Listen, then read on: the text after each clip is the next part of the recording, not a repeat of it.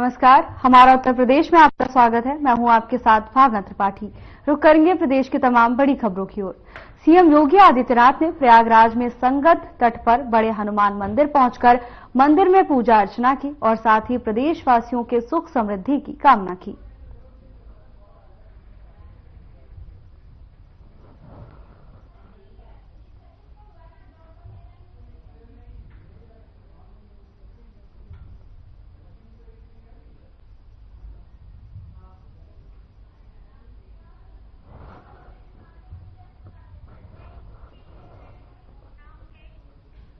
महाकुंभ प्रयागराज 2025 के प्रतीक चिन्ह के अनावरण के मौके पर कार्यक्रम का आयोजन किया गया, जिसमें सीएम योगी आदित्यनाथ ने शिरकत करते हुए प्रतीक चिन्ह का अनावरण किया। साथ ही सीएम योगी ने वेबसाइट kumbh.government.in और महाकुंभ मेला 2025 की लॉन्चिंग की।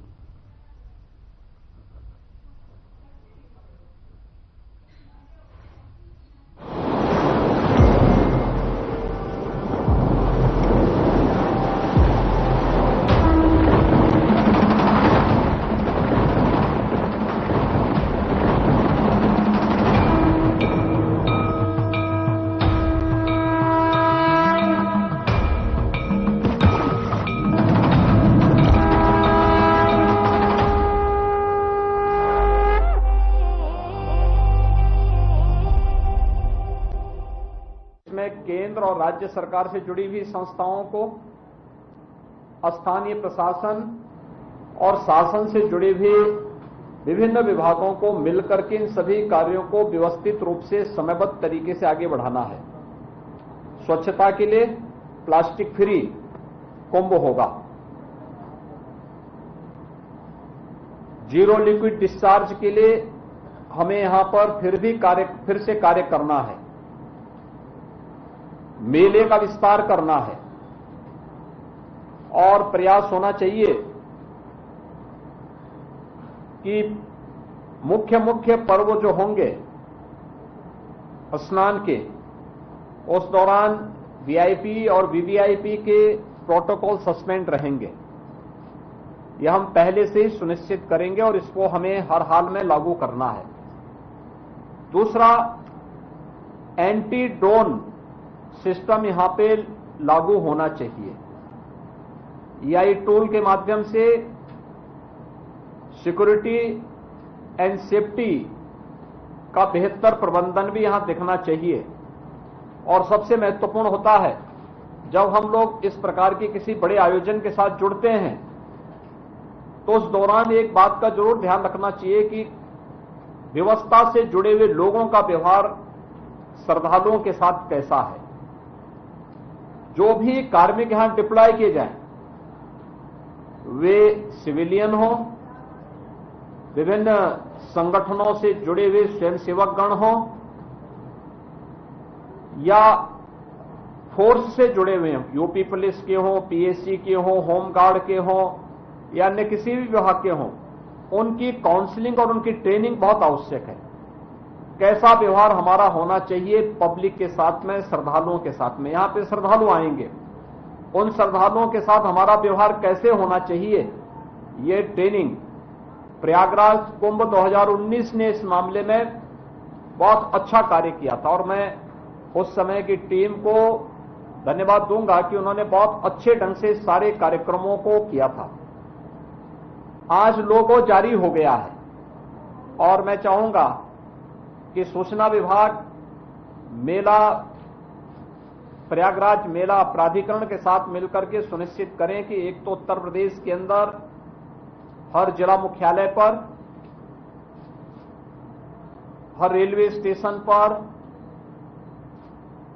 देश के हर एयरपोर्ट पर और अन्य प्राइम लोकेशन पर प्रयागराज महाकुंभ 2025 का ये लोगो अब वहां पर हमें डिस्प्ले करना चाहिए, ये आ जाना चाहिए। पॉजिटिव चर्चा को हम आगे बढ़ाएं, नेगेटिविटी के लिए कोई स्थान नहीं होना चाहिए। लखनऊ में मां भगवती की उपासना के पावन पर्व शारदीय नवरात्रि के शुभ अवसर पर राजभवन में राज्यपाल आनंदीबेन पटेल की उपस्थिति में 9 दिवसीय दुर्गा पूजा और गरबा महोत्सव का आयोजन किया गया, जिसमें उत्तर प्रदेश के कैबिनेट मंत्री स्वतंत्र देव सिंह और नंद गोपाल गुप्ता नंदी भी शामिल हुए। इस मौके पर सभी ने मां दुर्गा के चरणों में नमन किया। आरती के बाद गुजरात के पारंपरिक नवरात्रि गीतों और गरबा गीतों पर श्रद्धालुओं ने उल्लासपूर्वक नृत्य किया।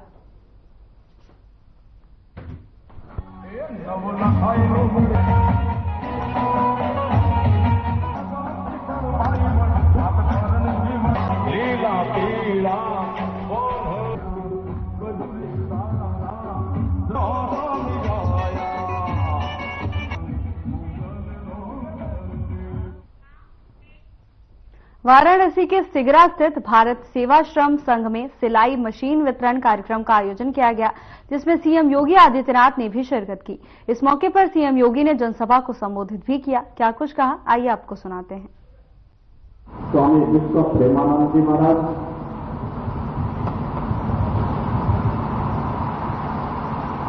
भारत सेवाश्रम संघ के संयुक्त सचिव गुजरात से पधारे स्वामी अभिदिपानंद जी महाराज,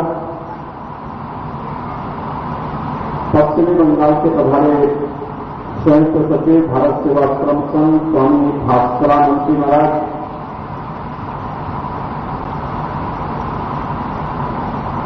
आज के समारोह में उपस्थित वाराणसी के महापौर अशोक तिवारी जी,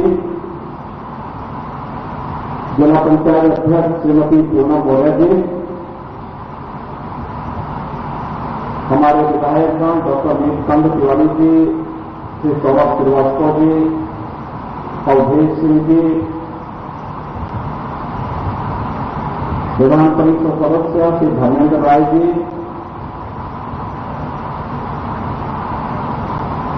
महामंडलेश्वर पटवा बाबा आश्रम के महंत संतोष दास जी, उत्तर प्रदेश सरकार के पूर्व मंत्री श्री सत्यव्रत प्रकाश जी, भारतीय जनता पार्टी महानगर के अध्यक्ष श्री विद्यासागर राय जी, भारत सेवाश्रम संघ से जुड़े हुए हमारे सभी उपस्थित सभी संत, योगेश्वर, स्वयंसेवक और उपस्थित सभी बहनों और भाइयों, मैं सबसे पहले आप सभी को शारदीय नवरात्रि की हृदय से बधाई देता हूं और दूर दूर से भारत सेवाश्रम संघ के सन्यासी आज इस समारोह के साथ जुड़ने के लिए काशी में आए हैं। मैं उत्तर प्रदेश की जनता की ओर से कैलिफोर्निया से, जलपाईगुड़ी से, गुजरात से, पश्चिमी बंगाल से आए हैं और देश के अलग अलग स्थानों से आए हैं सपा बाबा के मित्र श्री रामनाथ जी भी यहां बैठे हुए हैं। इन सभी का मैं हृदय से स्वागत करता हूं, अभिनंदन करता हूं। बहनों भाइयों, भारत सेवाश्रम संघ की स्थापना पिछली सदी के एक प्रखर राष्ट्रवादी और सिद्ध संत पूज्य स्वामी प्रणवानंद जी महाराज ने किया था।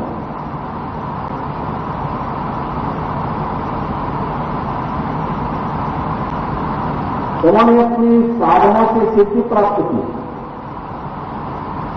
गुरु कृपा थी, लेकिन साथ साथ थे राष्ट्रवाद का था और इसलिए भारत सेवाश्रम संघ नाम पड़ा। लेकिन भारत सेवाश्रम संघ के साथ जुड़ा हिंदू मिलन मंदिर, जहां पे समग्र हिंदू समाज एक मंच पर आ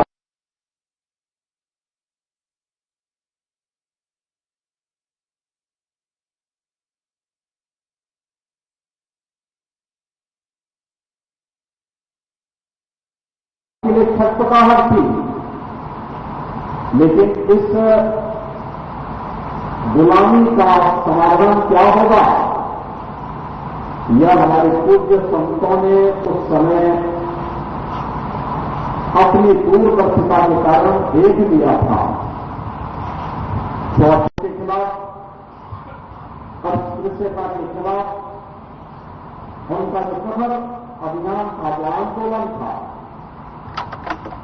भारत की राष्ट्रवादी चेतना को जानने के लिए पूज्य स्वामी परमानंद जी महाराज का जो अभियान था, वो अत्यंत अभिनंदनीय था, आज भी है और आज भी उसी रूप में उसकी प्रासंगिकता बनी रहेगी। स्वामी परमानंद जी महाराज एक बहुत छोटे कार्यकाल का उनकी भौतिक देह इस धराधाम पर थी, लेकिन जितना भी समय उनको मिला, उस समय का एक एक क्षण, एक एक पल उन्होंने सनातन हिंदू धर्म की रक्षा के लिए, इसकी परंपरा को फिर बनाए रखने के लिए और भारतीय संस्कृति के लिए उनका समर्पित था। ये मेरे लिए प्रसन्नता का क्षण है कि भारत सेवाश्रम संघ आज वाराणसी में अपना कार्यक्रम आयोजित कर रहा है।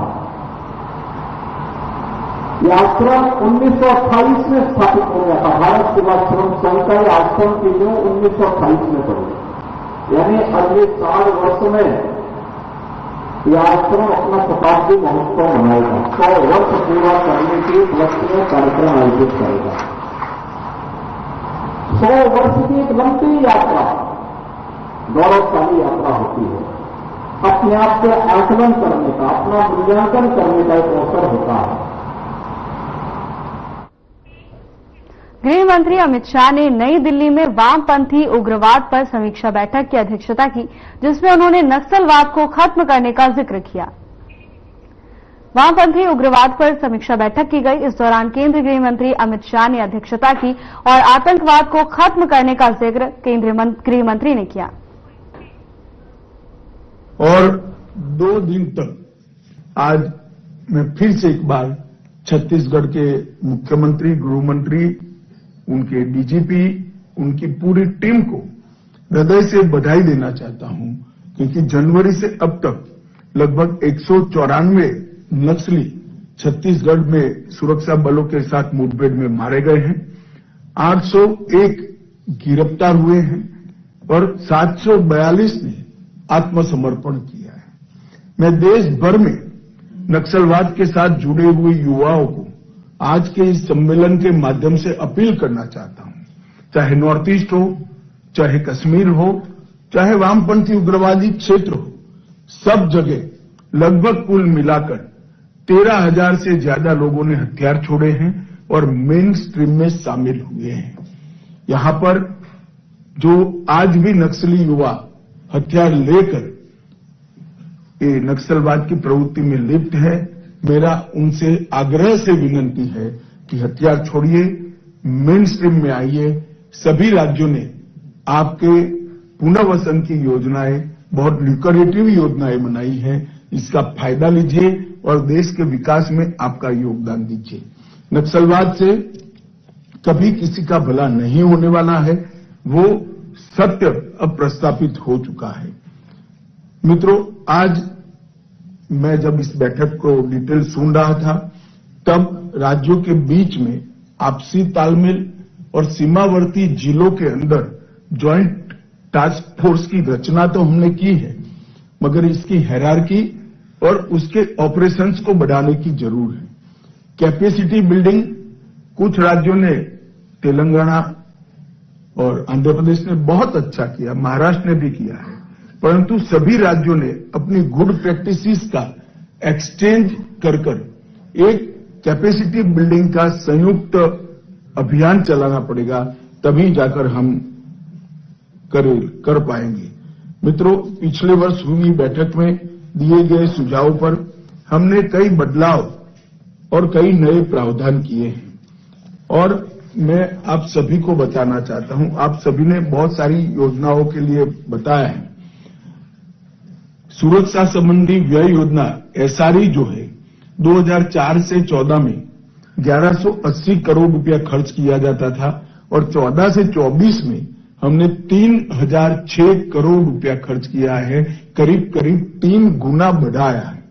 एसआरई मेन स्कीम है जो नक्सल प्रभावित क्षेत्र में विकास के कामों को देता है। एलडब्ल्यूई के प्रबंधन के लिए केंद्रीय एजेंसियों को सहायता की योजना और राज्य पुलिस को सहायता की योजना जो हम नई लेकर आए हैं, 2004 से 14 में नई थी, उसमें और 1055 करोड़ दिया है, जिसमें हेलीकॉप्टरों और सीआरपीएफ के मजबूत बुनियादी ढांचे और राज्य पुलिस के मजबूत बुनियादी ढांचों को 2017 से शुरू किया था। इसको हमने 19 के बाद बढ़ावा इंट्रोड्यूस किया है। विशेष केंद्रीय सहायता एससीए ये भी एक नई योजना हुई है और इसके तहत 3590 करोड़ रुपया ये 10 साल के अंदर लगभग 19 के बाद हमने खर्चने का काम किया है और कुल मिलाकर अब तक 14,367 करोड़ रुपया इसका अनुमोदित किया है और 12,000 करोड़ रुपए का खर्च हुआ है। ये भी एक पूर्ण रूप से नई योजना शुरू। मालदीव के राष्ट्रपति मोहम्मद मुइजू 4 दिवसीय दौरे पर भारत पहुंचे हैं। यह उनका पहला आधिकारिक भारत दौरा है। मालदीव के राष्ट्रपति पहली बार भारत पहुंचे हैं। आपको बता दें कि उनका पहला आधिकारिक दौरा है।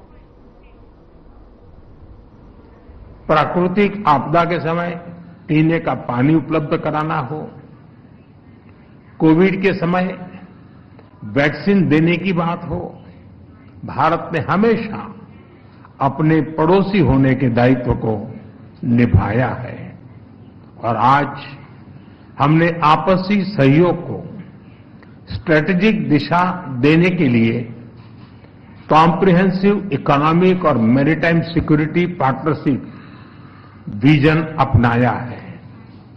फ्रेंड्स, डेवलपमेंट पार्टनरशिप हमारे संबंधों का अहम स्तंभ है और हमने इसमें हमेशा मालदीव के लोगों की प्राथमिकताओं को प्रमुखता दी है। इस वर्ष एसबीआई ने मालदीव के $100 मिलियन के ट्रेजरी बिल्स का रोल ओवर किया है।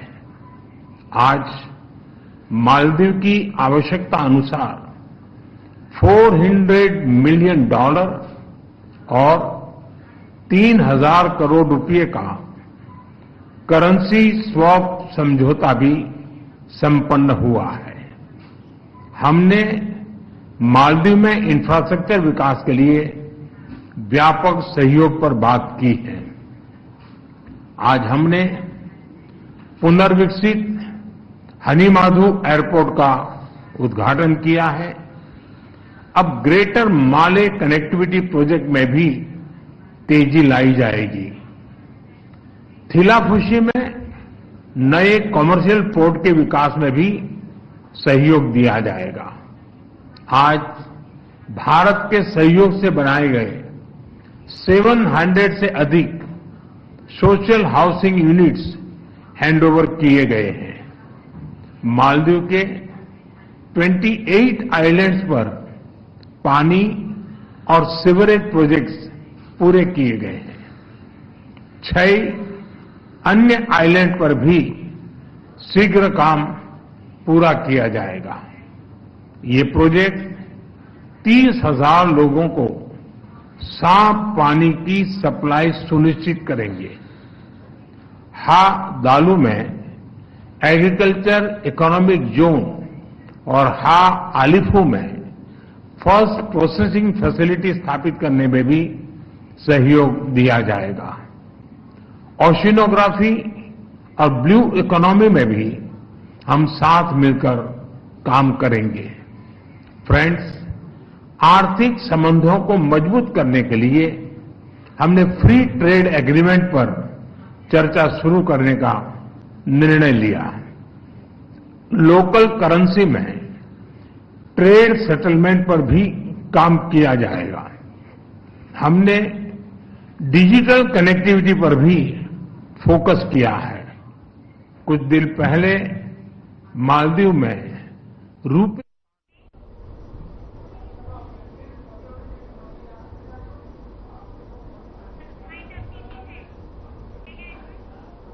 बुलेटिन में मेरे साथ बस इतना ही। अब वक्त हो चला है डॉक्टर राकेश गुप्ता के साथ हमारे खास कार्यक्रम प्लस माइनस का।